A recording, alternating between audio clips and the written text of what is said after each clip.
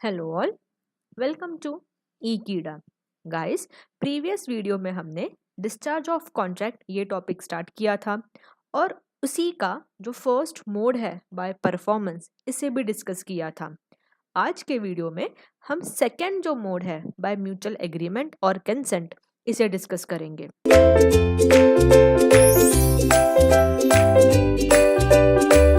पहले देखते हैं कि डिस्चार्ज बाय एग्रीमेंट होता क्या है। So, according to section 62, if the parties to a contract agree to substitute a new contract for it or to rescind it or alter it, the original contract need not be performed. अब ये definition क्या कहता है हमारा?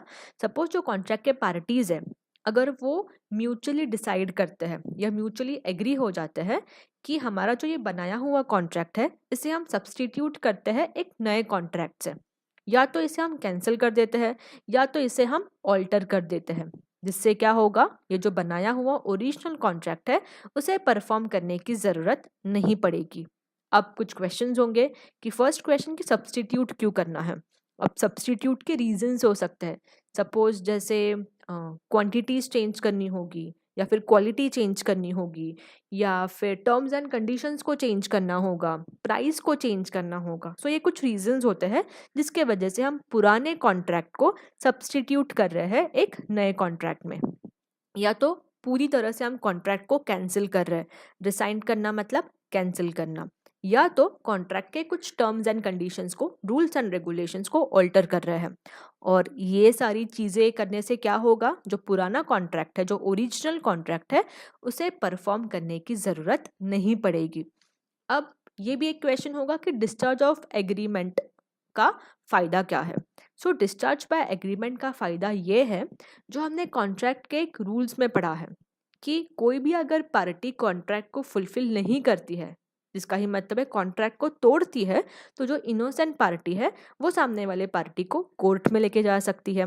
और फिर आगे की स्टोरी आप अज्यूम कर लेना, तारीख पे तारीख, वो लंबे चौड़े प्रोसीजर्स, जिसके वजह से ये दोनों पार्टीज को बहुत ज़्यादा प्रॉब्लम फेस करना पड़ सकता है।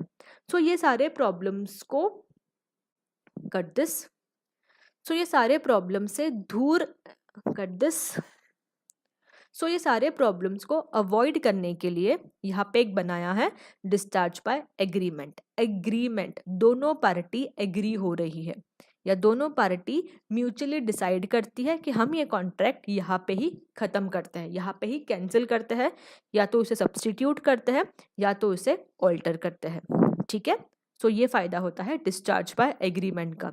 इसे हम अदर वे में भी कह सकते हैं, जैसे कोई भी कॉन्ट्रैक्ट की स्टार्टिंग पॉइंट एग्रीमेंट होती है कि दोनों पार्टी साथ में आ रहे हैं, एग्री कर रहे हैं किसी चीज़ों में और कॉन्ट्रैक्ट शुरू हो रहा है। सो जब कॉन्ट्रैक्ट एंड हो रहा है या कॉन्ट्रैक्ट को हमें एंड करना है, तभी भी दोनों पार्टीज एग्रीमेंट के थ्रू एंड कर सकती है। ठीक है, सो अब देखते हैं कि डिस्चार्ज बाय एग्रीमेंट के कितने तरीके हैं। सो फर्स्ट तरीका है बाय वेवर और एकॉर्ड, दूसरा बाय सेटिस्फैक्शन और remission, third by rescission, fourth by novation and fifth by alteration. अब फर्स्ट देखते हैं बाय वेवर और एकॉर्ड होता क्या है, और उसके लिए हमारा एग्जाम्पल हमारे सामने रेडी है। सो एग्जाम्पल का सिनेरियो है कि हमारे एग्जाम्पल में एक इंडिविजुअल है जो हीरो है, दूसरा इंडिविजुअल है जो कि डायरेक्टर या प्रोड्यूसर है। अब ये जो हीरो है, उन्होंने प्रॉमिस किया था डायरेक्टर को कि आपकी जो नेक्स्ट मूवी होगी उसमें मैं एक गेस्ट अपीयरेंस दूंगा। ठीक है, ये प्रॉमिस कर लिया था हीरो ने और डायरेक्टर ने भी वो एक्सेप्ट कर लिया था। अब डायरेक्टर अपनी नेक्स्ट मूवी की स्क्रिप्ट पे काम कर रहा है और जब मूवी की स्क्रिप्ट पूरी हो जाती है उसे समझ आता है कि यहाँ पे गेस्ट अपीयरेंस का कुछ काम नहीं है।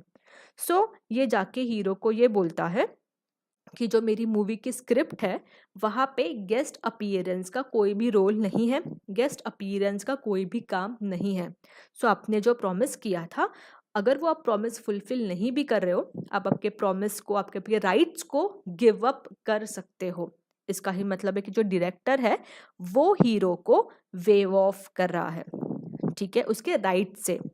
ठीक है, हीरो ने जो प्रॉमिस किया था उसके राइट्स से, कट दिस, उसके प्रोमिसेस से डायरेक्टर उसे वेव ऑफ कर रहा है, गिव अप करना, कि आप नहीं भी करोगे तो भी चलेगा, आपकी फ़िलहाल यहाँ पे कोई नीड नहीं है गेस्ट अपीयरेंस की। सो वही है बाय वेवर और अकॉर्ड। अब आ जाते हैं सेकंड पॉइंट पे, जो कि है बाय सेटिस्फैक्शन और रिमिशन। अब उसके लिए भी हमारा एग्जाम्पल रेडी है और ये हमारा फेवरेट एग्जाम्पल है। अब बहुत लोगों को ये एग्जाम्पल का पूरा सिनेरियो पता चल गया होगा, बट फिर भी जो न्यू व्यूवर्स हैं उनके लिए ये एक बार फिर से रिपीट करूँगी कि ये एग्जाम्पल में दो पार्टी है, पार्टी जेरी और पार्टी टॉम। पार्टी जेरी अपना सेलफोन बेचना चाहता है 15,000 रुपीज़ में पार्टी टॉम को, और वो प्रोमिस हो गए हैं, ऑफर हो चुका है, एक्सेप्टेंस आ चुका है। अब जब ये पूरे कॉन्ट्रैक्ट को परफॉर्म करने की बारी आ जाती है, तब टॉम बोल रहा है कि मेरे पास पूरे 15,000 रुपीज़ नहीं है, मेरे पास अभी सिर्फ 12,000 है जो मैं आपको दे सकता हूँ। अब जेरी भी सोचता है कि ठीक है, 12 तो 12 मिल तो रहे हैं पैसे, अगर मैं एक्सटेंड कर दूंगा डेट और ये 12,000 भी नहीं दे पाया तो। सो जेरी कहता है कि ठीक है, आप मुझे 12,000 दे दो और ये कॉन्ट्रैक्ट यहाँ पे हम फिनिश करते हैं। सो जेरी ने 12,000 ले लिए और ये कॉन्ट्रैक्ट पूरा ख़त्म कर दिया। सो इसका मतलब क्या है कि जहाँ पे हम जो हमारी ओरिजिनल अमाउंट थी 15,000, उससे कम अमाउंट लेके भी हम अपना कॉन्ट्रैक्ट पूरा करते हैं। ठीक है, वही होता है बाय सेटिस्फैक्शन और रिमिशन। थर्ड आते हैं बाय रेसिशन। अब रेसिशन के लिए भी हमारा एग्जाम्पल रेडी है। अब रेसिशन में क्या हुआ है, सपोज कि अगेन दो पार्टीज है, एक बायर है और एक सेलर है। ठीक है, सपोज कि ये पार्टी को हम सेलर मानते हैं, ये पार्टी को हम बायर मानते हैं। अब ये दोनों ने जो पॉलीथिन बैग्स होती है उनमें डील किया है। ठीक है, अब हुआ ऐसे कि एक दिन गवर्नमेंट ने अनाउंस कर दिया कि आज से हमारे स्टेट में पॉलीथिन बैग्स जो है वो अलाउड नहीं है। अब क्या हो चुका है यहाँ पे कि इनका कॉन्ट्रैक्ट तो बन चुका था पॉलीथिन बैग्स में, बट अभी सिचुएशन ऐसी आ चुकी है कि अब वो पॉलीथिन बैग्स में डील नहीं कर सकते बिकॉज गवर्नमेंट ने बैन कर दिया। सो ऐसे सिचुएशन में अब जो उनका कॉन्ट्रैक्ट था, अब उन्हें परफॉर्म करने की ज़रूरत नहीं है। सो कॉन्ट्रैक्ट परफॉर्म होने के पहले ही दोनों ने एग्री किया कि अब ये कॉन्ट्रैक्ट यहाँ पे ही हम ख़त्म करते हैं।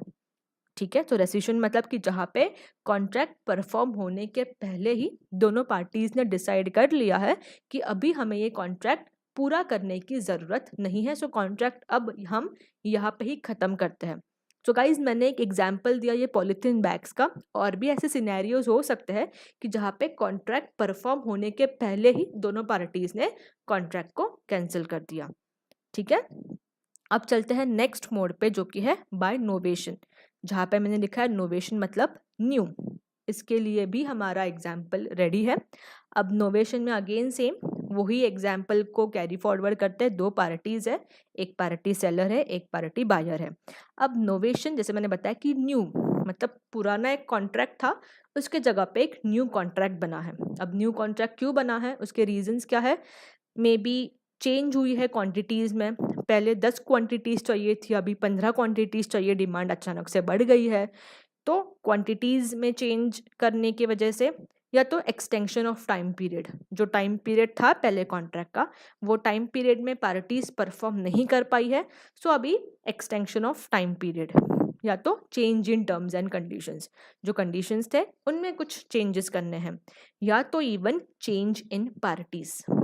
ठीक है, जो पार्टी है उन्हीं में चेंजेस हो चुके हैं। पहले ये एक सेलर था, अब ये नहीं कर पा रहा है परफॉर्म, तो उसने किसी और सेलर को बोल दिया है।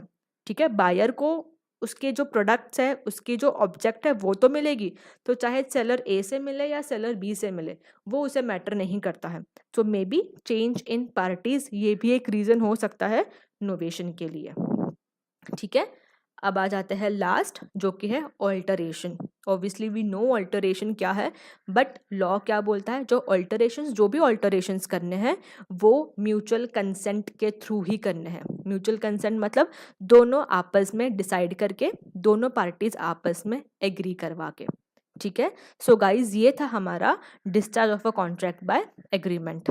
आज हम यहीं पे स्टॉप करेंगे, कट दिस, आज हम यहीं पे स्टॉप करेंगे। जो दूसरे मोड्स हैं वो हम नेक्स्ट वीडियो में देखेंगे। Till then, stay happy and happy learning. Thank you.